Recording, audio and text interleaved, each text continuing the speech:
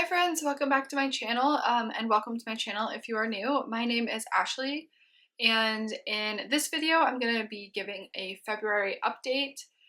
If you are new here, I have a kindergartner, a pre-K 3, and a 1-year-old baby. So there are many things that I want to update you guys on, and so because of that I'm going to put timestamps below of all the things that I'm going to talk about. So if you're only interested in certain topics, you can just go down there and click on the timestamp that you want to hear.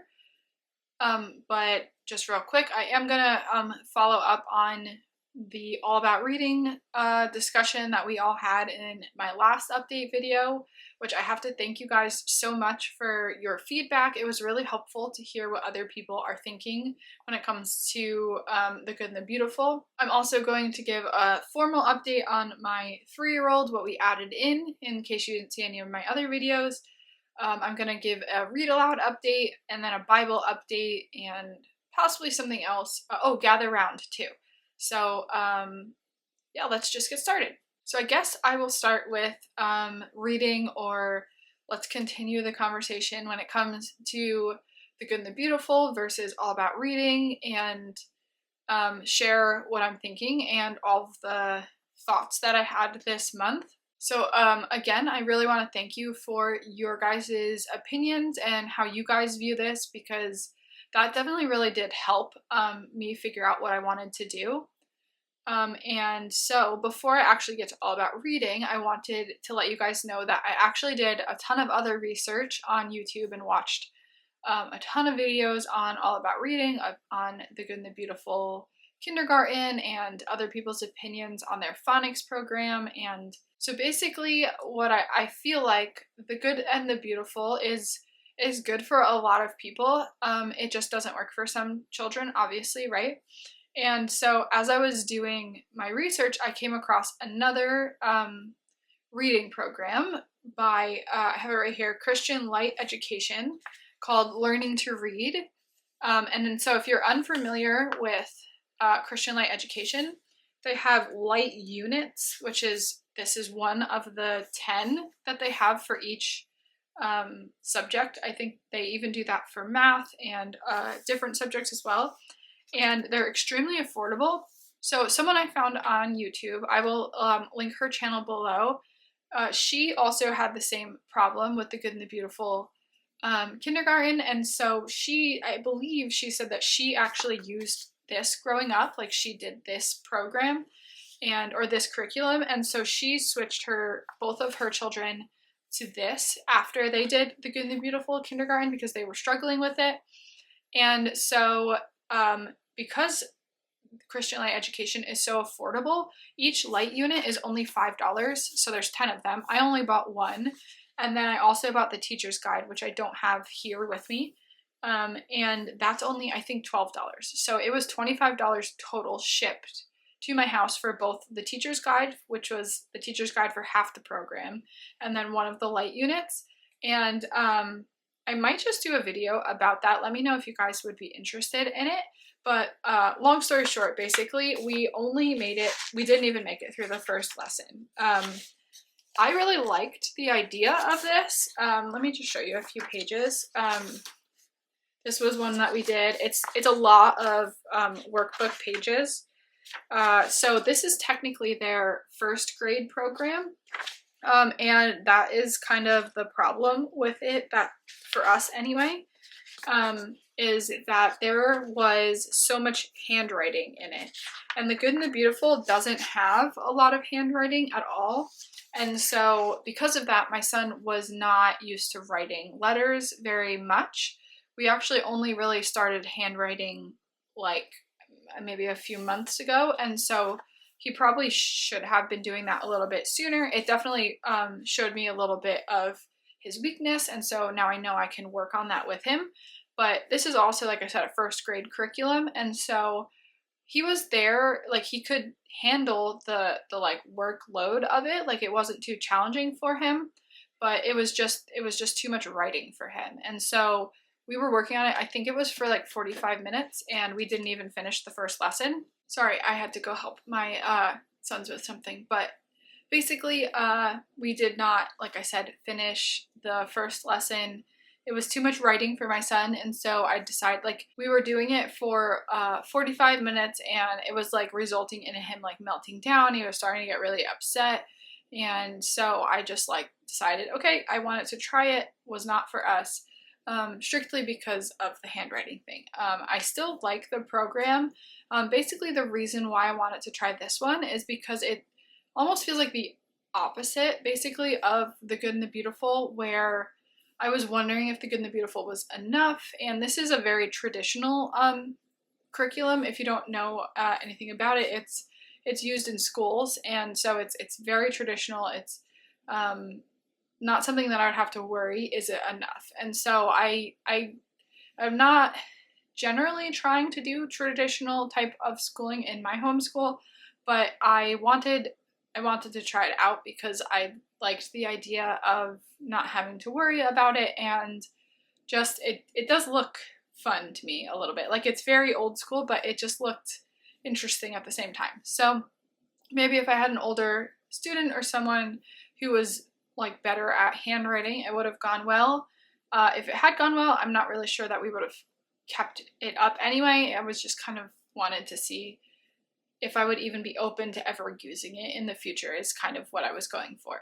Okay, so now I will tell you where I kind of landed after I tried that. I was still heavily considering All About Reading even as we were trying this. I just kind of, like I said, wanted to kind of dip my toes in, see, do I even want to try like traditional schooling ever or not? And so it didn't necessarily close that door completely, but it did for now. And so I still was considering and looking heavily into All About Reading. And honestly, I really, really like fell in love with the All About Reading program.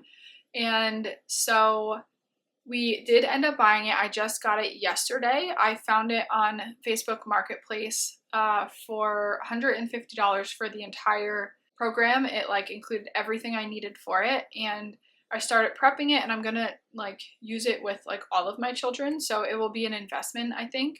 So I am going to do a whole nother video on how I'm planning on doing All About Reading and The Good and the Beautiful, because I do want to continue using The Good and the Beautiful, but we haven't even started it yet, so I don't want to speak to that yet, but eventually I will be doing that video. And the reason that I'm doing it though is because I realized that I just wanted to have like peace of mind that my son is getting a completely solid foundation in phonics. So he is doing really well, and I think for sure I could have just continued on with The Good and the Beautiful and not gotten All About Reading. And I don't think that would have like caused him to have any problems with reading. But I could foresee in the future a problem when he's starting to learn more letter sounds, and when they're not so obvious. Like, most of the learning he's done so far has been just the short vowel sounds. And so he started adding in more now of different sounds. Like, we're doing mostly just long vowel sounds, like A-Y says A, just Y at the end of a word says I, and then a little bit of like SH, TH, CH, but those are very easy to remember. So I'm thinking when he gets into other things that are a bit more difficult to remember and there's more of them, I'm thinking it could be a problem with The Good and the Beautiful, but I still love the program, and I just want to do this to kind of cover my bases. And I honestly don't know, once we get through the first level, if we'll do level 2 or if I'll feel like it's overkill, or I kind of want to I picked level 1 because I wanted to kind of go through some of the stuff that he's already learned to see kind of like, do I feel like it's filling in any gaps? Do I feel like he knows everything 100%? Or and then once we move into new things, is this going to be better in the sense, well, I feel like he's mastered it more? Or do I think it's exactly the same? Or do we prefer one over the other? And so, okay, that's all I'm going to say about all of the phonics language arts situation. But yeah, I hope that was helpful. If you have similar thoughts on this program or on these programs or anything like that. So the next thing that I want to update you guys on is my 3-year-old Riley. We added in, you may know this if you've seen my other videos, I believe I did this in one of my like day in the life, but we added in the Good and the Beautiful Preschool. I don't think in my last update video I talked about this, but we made it to lesson 16, and I think maybe I did add this into my other update. I can't remember. I don't know if we had started or maybe we just started or something, but I decided to pick this up because when I picked it up with my older son to use a supplemental, I remember feeling like it was too like baby-ish. And so my younger son is 3 years old now, and so he's 3.5. And so I was thinking, you know what, maybe it would be good because like I don't think he's fully ready to like remember all of the letter sounds, but it could be like a fun introduction because there's games to this one and he likes sitting down and doing school with me. And so it's just something that I felt was a bit more like it could build on each other, where like his workbooks, I feel like I'm not sure he was like retaining anything from that, which when I went into pre-K 3, that was my intention. I didn't really expect him to retain anything. And I don't expect him to learn all of the letter sounds for this or anything like that. But yeah, I just thought it would be, I already had it, and so we started it, and he really likes it. When I talk about like different curriculums or doing school, he's always like, oh, I want to do the dog book. And he really likes the game. We've only gotten to the Mouse House game so far, but he loves it. And we play it basically every time we do school together. And it's holding me a bit more accountable to sit down with him more, which I really value because not necessarily of everything I want him to learn, but just so that we get a bit more one-on-one time. And so it's been really fun. Okay, so the next thing I will update you on is Gather Round. This will just be like a quick update because I did do a whole video on my first thoughts on this unit, and I will link that above if you are interested in seeing that. But just real briefly, an update on this is that we are still enjoying it. We're, I think, halfway through the program. I do it during morning time, during breakfast, after we do Bible. I just read, you know, one of these pages. We learn about an animal or part of the pond ecosystem, and then each week we read a new psalm every single day, and then there's a little lesson down here. And then that's all we do during morning time, and then, or actually that's not entirely true. Sometimes, so Shane also has a student book. I don't have it in here, but I was having him do more pages out of it. This week, I'm not sure. I think we did 1 or 2 out of, I think there was 16 pages. So that's basically the update, is that we've cut back significantly on the actual bookwork from Gather Round.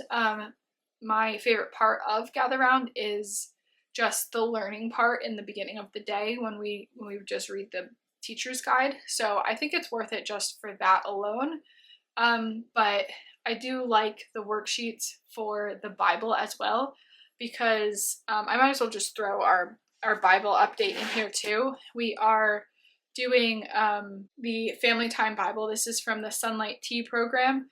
And we just read one story, some occasionally two, but mostly just one story over breakfast. There's a few questions at the end. And this does open up pretty good discussion, but it's very short and sweet.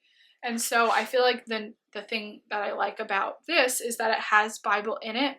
And then in his workbook, there are Bible pages, and a lot of the time those are the ones that I'll do with him because it goes into just a little bit of a deeper discussion about the psalm that we read. And so I'm happy with it. I feel like, you know, if it was any more expensive than it was, I think it's like $45 for a unit.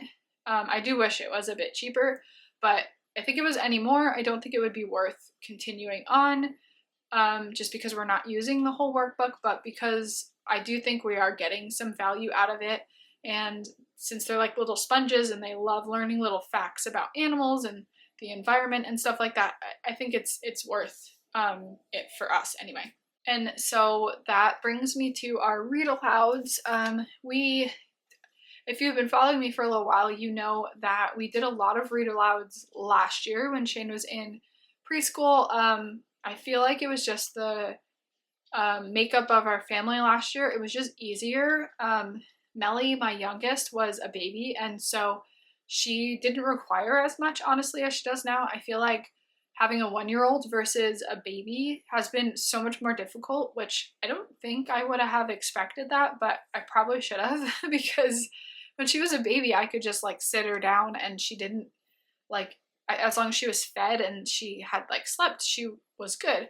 But now she is like a very active, like destructive type of toddler. And so it's really challenging to find time to sit down. I usually have to like to read at like a longer clip than like 5 minutes. I have to do it when she's sleeping. And so we haven't done a lot of like read aloud chapter books like we did last year.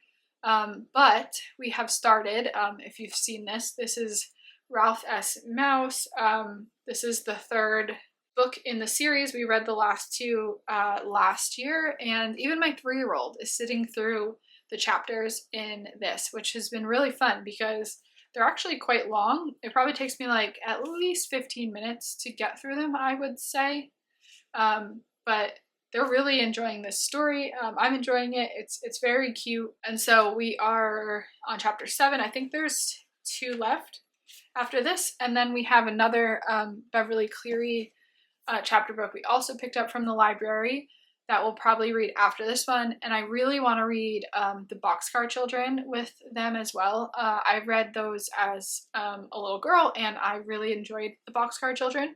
So I think after we read the other Beverly Cleary book that I think maybe I'll get the first Boxcar Children book and start that. Oh, I did forget actually, we did read The Wild Robot Protects, which was the 3rd series from last year as well.